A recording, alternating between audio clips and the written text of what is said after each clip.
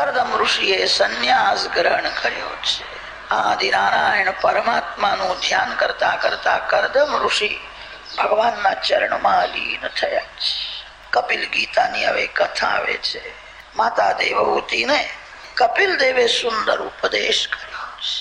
તંત્વાગતાહમ શરણમ શરણ્યમ સ્વભૃત્ય સંસાર તરોઃ કુઠારમ જિજ્ઞાસયાહમ પ્રકૃતે પુરુષસ્ય નમામિ સદ્ધર્મવિદામ વરિષ્ઠમ. પ્રાતઃકાલનો પવિત્ર સમય છે. સંધ્યાદિક સત્કર્મ પરિપૂર્ણ થયું છે. કપિલ દેવ દર્ભાસનમાં શાંતિથી બેઠા છે. ત્યારે દેવહૂતિ માતાને યાદ આવ્યું છે, મારા કપિલ દેવનો જન્મ થયો ત્યારે બ્રહ્માજી આવ્યા હતા. બ્રહ્માજીએ કહ્યું હતું આ બાળક માનો ઉદ્ધાર કરશે. આ ભગવાનનો અવતાર થયો છે. આ મારો દીકરો છે એ ભૂલી ગયા છે. આ ભગવાન છે, આ સદગુરુ છે, હું સત્શિષ્ય છું. એવો દિવ્ય ભાવ જાગ્યો છે. કપિલ દેવને વંદન કરે છે.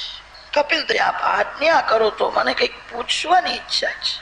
કપિલ દેવ પ્રસન્ન છે. મારો સંકોચ રાખશો નહીં, જે પૂછશો તે હું કહીશ. દેવહૂતિ માતાએ બહુ સુંદર પ્રશ્ન કર્યો છે. આ સંસારમાં સાચું સુખ છે કે નહીં? સાચું સુખનો અર્થ એ છે જે સુખ કાયમ ટકે.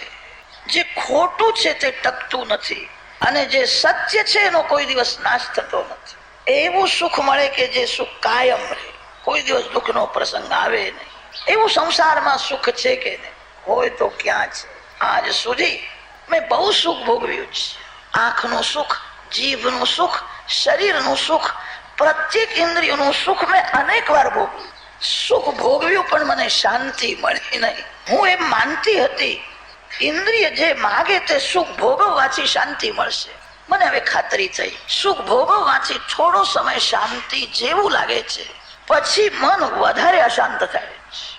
કોઈ પણ ઇન્દ્રિયની તૃપ્તિ થતી નથી. ભોગથી વાસના વધે છે. વાસના રાક્ષસી મને છોડતી નથી. મારા મનમાં ઘર કરીને બેઠી છે. હવે શરીર રોગી થયું, વૃદ્ધાવસ્થા આવી, તો પણ વાસના તો જવાન છે. શરીરને વૃદ્ધાવસ્થા આવે છે, વાસનાને વૃદ્ધાવસ્થા આવતી નથી. આ વાસના રાક્ષસી મને છોડતી નથી. હું એના ત્રાસમાંથી છૂટવા માંગુ છું. મનમાં ઘર કરીને બેઠી છે. સાચું સુખ ક્યાં છે તે ખબર પડતી નથી. ખોટું સુખ ભોગવીને શરીરને મેં બગાડ્યું છે. મન બગડ્યું છે. શરીર રોગનું ઘર થયું છે. વાસનાનો વિનાશ થતો નથી. મારું મન બહુ બગડ્યું છે. વાસનાનો વિનાશ થાય એવો આનંદ મળે જે આનંદ કાયમ ટકે.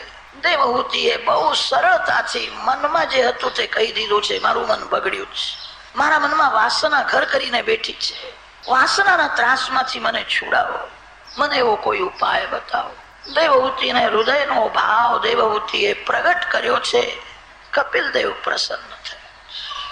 યોગાધ્યાત્મિક પુંસામ મતો નિશ્રેયસાય મે અત્યંતો પરતિર્યત્ર દુઃખસ્ય ચ સુખસ્ય ચ. માં, કોઈ પણ સુખ ભોગવવાની ઈચ્છા હોય ત્યાં સુધી દુઃખ પાછળ છે. જ્યારે કોઈ સુખ ભોગવવાની ઈચ્છા રહેતી નથી ત્યારે જ શાંતિ મળે છે. માં, દીવામાં તેલ હોય ત્યાં સુધી દીવો બળે છે. દીવામાં તેલ ન રહે કે દીવો શાંત થઈ જાય. મનમાં કોઈ પણ વાસના હોય, સુખ ભોગવવાની ઈચ્છા હોય ત્યાં સુધી મન અશાંત રહે છે. માં, એક નિશ્ચય કર, સંસારમાં શાંતિ નથી. સંસાર ક્ષણિક છે. સંસારનું સુખ પણ ક્ષણિક છે. સંસાર વિના માનવ રહી શકે છે. સંસારની વિસ્મૃતિમાં શાંતિ મળે છે. મોટો રાજા છે, રાજાને રાજમહેલમાં શાંતિ નથી, નિદ્રામાં શાંતિ મળે. નિદ્રામાં જગત નથી. જગતની પૂર્ણ વિસ્મૃતિ થયા પછી નિદ્રા આવે છે. નિદ્રામાં શાંતિ મળે છે. રાજમહેલમાં સુખ મળે છે, શાંતિ મળતી નથી. રાજમહેલમાં શાંતિ હોય તો બધું છોડીને ઊંઘવાની ઈચ્છા થાય. જગત ભૂલવામાં શાંતિ છે. નિદ્રામાં જગતની વિસ્મૃતિ થાય છે. નિદ્રામાં જગત તો ભૂલાય છે, ભગવાનનો અનુભવ થતો નથી. જગતની વિસ્મૃતિમાં થોડી શાંતિ મળે છે. આનંદમય પરમાત્મા નારાયણ છે. સંસાર સુખ દુઃખથી ભરેલો છે. સંસારમાં સુખ મળે છે. જીવનમાં તો એવો અનુભવ થાય છે જેનાથી સુખ મળ્યું હતું એ જ દુઃખ આપે છે. આ સંસારમાં સુખ ઓછું છે, દુઃખ જ વધારે છે. માં જગતને ભૂલી જાઓ, ભગવાન નારાયણના ધ્યાનમાં સ્મરણમાં તન્મય બનો. માં વાસનાથી મન બગડે છે. વાસના બધાને ત્રાસ આપે છે, કોઈને છોડતી નથી.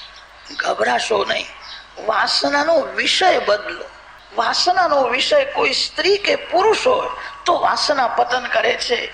વાસનાનો વિષય જયારે ભગવાન બને, મારે કોઈ માનવને મળવું નથી, મારે ભગવાનને મળવું છે. તમે કોઈ માનવને મળો છો ત્યારે સુખ થાય છે, તમે ભગવાનને મળશો ત્યારે કેવો આનંદ થશે. વાસનાનો વિષય સ્ત્રી કે પુરુષ હોય તો વાસના પતન કરે છે. જ્યારે વાસનાનો વિષય ભગવાન બને છે, વાસનાનો વિનાશ વાસનાથી જ કરવો પડે છે. લોખંડને લોખંડથી જ કાપવું પડે છે. અન્ય કોઈ ધાતુથી લોખંડ કપાય નહીં. વાસના લોખંડ જેવી હોય. વાસનાનો વિનાશ વાસનાથી જ કરવાનો છે. એવી ઈચ્છા તો રાખો કે મારે ભગવાનને મળવું છે, મારે પરમાત્મા સાથે એક થવું છે. વાસનાનો વિષય જ્યારે ભગવાન બને છે, જીવ જ્યારે પરમાત્માને મળે છે, પતિ પત્નીના મિલનમાં સુખ છે, ઠીક છે. જ્યારે વિયોગ થશે ત્યારે દુઃખ પણ થશે. સંયોગમાં જેટલું સુખ છે, વિયોગમાં વધારે દુઃખ છે. જે જીવ એકવાર ભગવાનને મળે છે એ જીવને ભગવાનનો વિયોગ કોઈ દિવસ થતો નથી. સંસારનો સંયોગ વિયોગ માટે થાય. પરમાત્માને જે મળે છે એ કોઈ દિવસ ભગવાનથી અલગ થઈ શકતો નથી. દૂધમાં ખાંડ નાખો, ખાંડ દૂધમાં મળી જશે. જે ખાંડ દૂધમાં મળી ગઈ એ ખાંડને દૂધથી કોઈ અલગ કરી શકે નહીં. જે દૂધમાં મળી ગઈ છે. ખાંડમાં મીઠાશ છે, દૂધમાં પણ મીઠાશ છે. સજાતીય સજાતીયમાં મળે છે. દૂધમાં કોઈ પથરા નાખે અને ગરમ કરે, પથ્થર કોઈ દિવસ દૂધમાં મળશે. પથ્થરમાં મીઠાશ ક્યાં છે? પથ્થર અને દૂધ વિજાતીય તત્વ છે. સજાતીય સજાતીયમાં મળે છે. જીવ ઈશ્વરનો અંશ છે.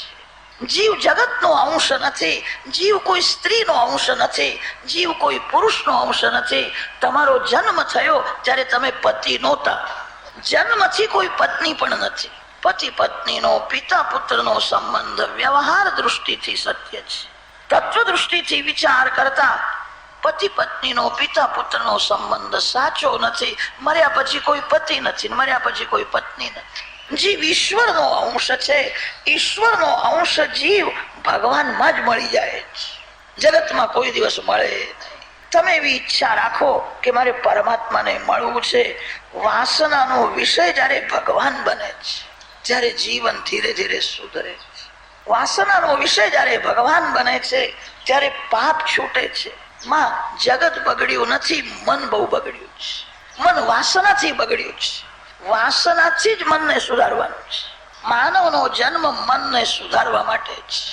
અહમ મમાભિમાનો થૈ કામલોભાદિભિર્મનૈર્મલૈઃ વીતમ યદા મનઃશુદ્ધમ અદુઃખમ અસુખમ સમમ. મનથી જ બંધન થાય છે અને મનથી જ મુક્તિ મળે છે.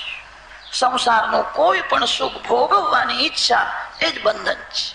કોઈ સુખ ભોગવવાની જેને ઈચ્છા નથી, જેને પરમાત્માને મળવાની ઈચ્છા છે, એ મન મુક્તિ આપે છે.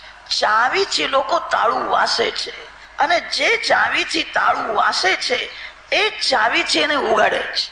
બંધ કરવું અને ઉઘાડવું આ બંને વિરુદ્ધ ક્રિયા છે અને તે બંને વિરુદ્ધ ક્રિયા એક જ ચાવીથી થાય છે. મનથી જ બંધન છે અને મનથી જ મુક્તિ મળે છે. મનને હાચવજે. મન પાપ કરવા માટે આપ્યું નથી, મન પવિત્ર વિચાર કરવા માટે. સત્સંગ કરવાથી મન સુધરે છે. મનને ભગવાનના નામમાં રાખવાથી મન સુધરે. ભગવાન પ્રત્યક્ષ દેખાતા નથી અને તેથી ભગવાનની ભક્તિ કરવી બહુ કઠણ છે. પરમાત્માના પ્રત્યક્ષ દર્શન થાય તો બધા ભગવાનની પૂજા કરે, ચરણમાં વંદન કરે. ભગવાન દેખાતા નથી, ભક્તિ કેવી રીતે કરશો? ભગવાનના બે સ્વરૂપ છે, નિર્ગુણ નિરાકાર અને સગુણ સાકાર. નિર્ગુણ નિરાકારના દર્શન આંખથી થતા જ નથી, બુદ્ધિથી થાય છે. નિર્ગુણ નિરાકાર કોઈના હાથમાં આવતું નથી. નિરાકારને કોઈ પકડી શકે નહીં. દૂધમાં માખણ છે, પણ માખણ દૂધમાં નિરાકાર છે.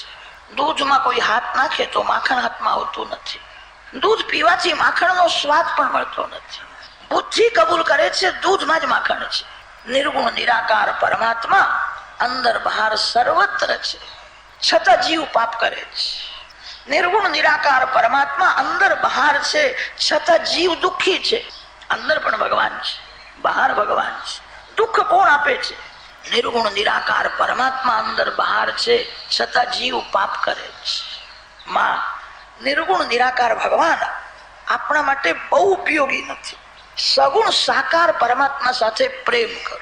સગુણ સાકાર પરમાત્મા સાથે જે પ્રેમ કરે છે એ જ વાસનાનો વિનાશ કરી શકે છે. આ સંસારમાં જેટલા આકાર દેખાય છે એ બધા જ આકાર માયાથી બનેલા છે. માયાથી બનેલા કોઈ પણ આકારનું જે ચિંતન કરે છે, માયાથી બનેલા કોઈ આકાર સાથે પ્રેમ કરે, એના મનમાં વિકાર જ આવે. શ્રી રામ શ્રી કૃષ્ણનું સ્વરૂપ માયાથી બનેલું નથી. ભગવાનને માયાનો સ્પર્શ થતો નથી. સૂર્ય પાસે અંધકાર જઈ શકે નહીં. ભગવાનનું સ્વરૂપ માયા રહિત શુદ્ધ છે. પરમાત્મા સાથે પ્રેમ કરો. સગુણ સાકાર પરમાત્માને દયા આવે છે. સગુણ સાકાર પરમાત્મા પાપ કરતા અટકાવે છે. સગુણ સાકાર પરમાત્મામાં એક દોષ પણ છે, એ દેખાતા નથી.